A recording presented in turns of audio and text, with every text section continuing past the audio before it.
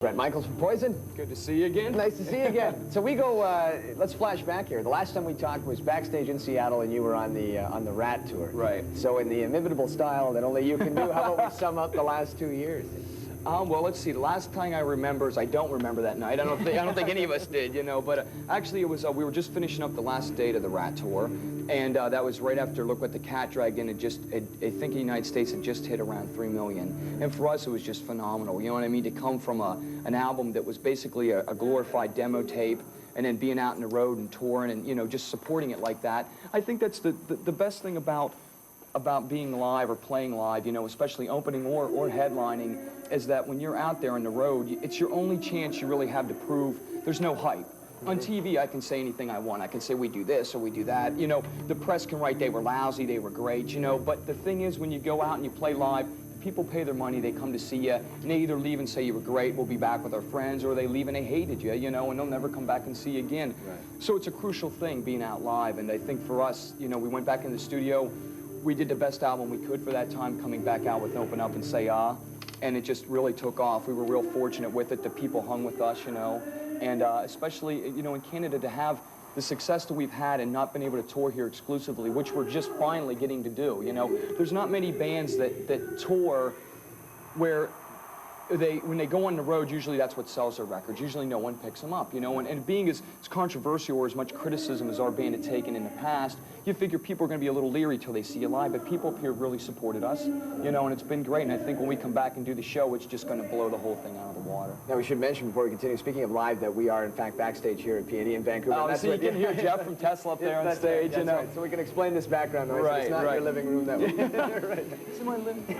It's become my living room, though, in an odd way, I guess you might say. With the touring comes an immense amount of energy that you display on stage. There's an immense amount of stuff that, at a level that you've got to keep at an all-time high. How do you do it? Well, that's what we were, as a matter of fact, our tour manager, Scotty, and what I do is right before we started this interview, about the time Tesla goes on, me being diabetic, it's a different ball game than most people. Most people's blood sugar is normal. For me, it goes up and down, and I've had a couple problems in the past with it on stage, where I've passed out or something happened. And what it is because with any kind of, you go on stage and put on energy, normal people pass out. Yeah. And when you give that much energy, being a diabetic, which is sort of every rose has its thorn, meaning there's the chance of being on stage, but also the chance of having a disease like that, and you got to take an insulin, an injection before you go on stage. And I take them twice a day ever since I was 6 years old. And I think with that, a lot of people see that and they're like, God, that's, how do you do it? But the thing is I've got a lot of great letters in the mail and stuff like that from people who've called up and just said, or written and said, you know what, Bret, you've been an inspiration. And it really kind of chokes you up a little bit, people that were crippled or handicapped, that they can go out and do it. It doesn't, I've never let it stop me, and I never will, you know what I'm saying? And it's just one of those things, it'll have to stop me dead in my tracks before it stops me, Right. So, but I think for Bobby and for CC and all those guys to do something like that, hold on just a second. All right, go ahead. But I think to go out and perform, even for them, is tough. So if you can imagine being out on stage and being a diabetic and doing all this, I think it's pretty good. And I think I've met a lot of people. You look at Roy Orbison, God bless his soul, or people like that. Here you go, Scotty. So now and then, but to maintain the level, Bret. I mean, certainly it's got to take its toll at certain times of the tour. I mean, what do you do in it? Well, it's I had right before we came up to Vancouver, I'd had some voice problems, and that was only we had started the tour April 1st of 1988, and we went out with David Lee Roth opening up, and it was tough. It was our first time back, supporting Open Up and Say Ah. We were going out to a brand new audience, a much bigger audience. You know what I'm saying?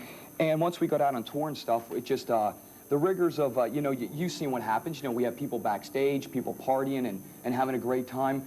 And sometimes I think the people out there got to remember that we do this every night, meaning 5 and 6 nights out of the week. So there's certain nights that the parties aren't as big, truthfully, as the other nights. Some nights, you get like a Sunday night where, you have a day off on Monday. You can throw a little bit bigger of a party. Yeah, you do that same thing. If you do that 7 and 8 nights, 8 days a week, If you do that 8 days a week, you're gonna burn out, and you can't do it. So the most important thing is that when we go out on stage, that show, meaning tonight, if these people came to see our show and traveled from God knows where to come see it, I go out on stage and I last 2 songs and I say, look, I'm tired. I can't go on. They're gonna be pissed, and you better believe next year they ain't coming back to see us.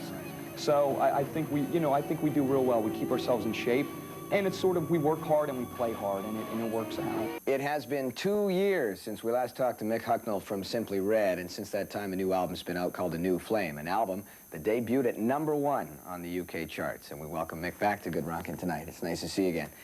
I think that the question that I have right off the bat is about this new album. Debuts at #1 in the UK, got smash singles off it over there, and yet not really accepted here in North America to the same extent. Do you have any theories on that? I don't really know. I don't really understand what makes a record tick in this country. You know, the only thing I can think of is that it's not suited to the type of radio that you have here. I wouldn't have thought that it would be very suitable to for rock radio, you know. Everything sounds the same over here to me. Mm-hmm. You play a station and they just play exactly the same type of music all day. And I wouldn't have thought that we would always fit into that kind of category, you know, because we're more eclectic than that. I think it's easier for artists in Europe to be more eclectic than they are here, than they're allowed to be here. I think that radio will ultimately destroy itself and then build up from another thing. You'll get some new people coming in who will start a radio station up that is concentrating on great music, and people will flock to it. Then the others will get wise, tame it, change it, and then make it commercial again, and it just goes round and roundabouts and swings. It's always like this, you know. I just object to the fact that radio is now controlled, or seems to be controlled, by sponsors. You know, it seems as if the most important aspect of radio is to listen to the commercial, not to listen to the music that's on the thing, which I think is horrible, and I don't listen to them because of it. I don't want to hear commercials every 5 minutes. There's a song by Billy Paul called Me and Mrs. Jones that I heard on the radio the other day, and I thought you would be perfect to do that song. You have done Harold Melvin and the Blue Notes, If You Don't Know Me By Now, bulleting up the UK charts. What criteria does a cover song have to meet for Mick Hucknall to record it? Well, I would never do the Billy Paul one because it's too good. The thing is, the difference between the Billy Paul and the Harold Melvin one is that I think that the version, the Harold Melvin version, is dated a little bit more. Not because of Teddy Pendergrass's vocal, which is fabulous, but because of all the swirling strings, you know, and it really evokes that period of like mid-70s and Philadelphia and flared trousers and afro wigs and all that kind of thing. It just evokes that. The Billy Paul one is so brilliantly orchestrated and arranged, understated in a lot of ways, that it'd be pointless to do that song. His vocal is magnificent, and the whole thing, the whole package, still sounds fabulous. What I wanted to try and do with the Harold Melvin one was to just strip it so that you really could just hear the song. We've lost all the orchestration and the violins and, you know, everything. And you've got such a great song underneath there that you can just let it speak for itself, you know. Time out for a look at this week's top 20 albums. Let's see where Simply Red is located. There they are. If you don't know me by now, their fastest breaking single to date. Depeche Mode, first single off Double Live 101 is Everything Counts. This here is Living Colour's first platinum album. For the record, Guns N' Roses lead guitarist Slash's real name is Saul Hudson. Mike and the Mechanics, already platinum, on its way to double. Bobby Brown is on the Ghostbusters 2 soundtrack, scheduled for release June 20th. Watch for a new line of Debbie Gibson Cosmetics. Tom Petty does have plans of touring with the Heartbreakers in September, and GNR have no intentions of opening up for the Rolling Stones. Bet's Wind Beneath My Wings, also recorded by Willie Nelson and Sheena Easton. Edie Brickell will open up for Blue Rodeo on a few dates. Sweden's Roxette, setting a chart pace equal to ABBA's early days. Girl You Know It's True has gone platinum for Milli Vanilli. Roy Orbison is almost 3 times platinum. Tone Loc, this is great. He spends 1 day a week talking to young children about gang life. Wilbury Petty had 4 straight U.S. top 10 albums from 79 to 85. Paula Abdul, her album currently platinum plus. Metallica opening up for the cult here on May 31st. Fine Young Cannibals' Ron Cook, certified gold and platinum simultaneously. And Madonna, Express Yourself is the new single off Like a Prayer. Now in the U.S., Madonna stays #1. Fine Young Cannibals are up 3-2, and Guns N' Roses move up 4-3. The Beaches soundtrack climbs 6-4, and Tone Loc drops from 2-5. In the UK, Jason Donovan exchanges positions with Simple Minds. Inner City enter at 3. No change at 4. Fine Young Cannibals and Simply Red move back up 6-5. Now, I got a few new albums to show off to you this week. We're going to start off with this one. It is the soundtrack from the new Patrick Swayze movie Roadhouse, featuring the Jeff Healey Band.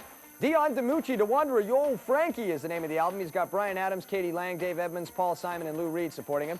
Good to see these guys back on the album shelves. It's Cutting Crew with The Scattering. The Nylon's brand new one is titled Rockapella. This is Public Image Limited 9, and they are in Toronto on July 7th with New Order. And from Concrete Blonde, this is Free. All right, all you Poison fans, I got a chance for 4 of you. Just let me put those down. I got a chance for 4 of you to win a Poison T-shirt plus a well-worn Poison drumstick, as well as a cassette of Open Up and Say, take it from me, it is worn. 15 runners-up will win the cassette. Now here's Bret Michaels with a question. I get a question. In our Fallen Angel video, what is written on the side of my Harley Davidson? The address is Poison. Good Rockin' Tonight, Box 4600 Vancouver, V6B482. That's Poison. Good Rockin', Box 4600 Vancouver, V6B482 to get your entries in soon. Now, if you like our trip to the movies tonight, you'll be happy to know we're going to do it again next week. This time I'm talking with William Shatner, Leonard Nimoy, and DeForest Kelley from Star Trek V, The Final Frontier. John Bon Jovi drops by and talks about the current tour, and also Blue Rodeo's Jim Cuddy and Greg Keeler talk about their latest album and Breaking the Rules.